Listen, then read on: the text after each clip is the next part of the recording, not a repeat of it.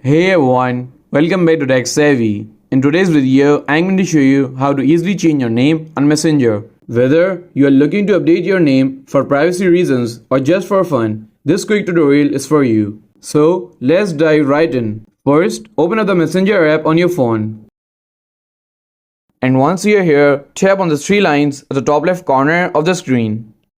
And tap on the gear icon at the top. In the settings menu, scroll down to the very end and you will see Account Center. Simply tap on See More in Account Center. And now tap on the first option that says Profiles. And then tap on your Facebook profile.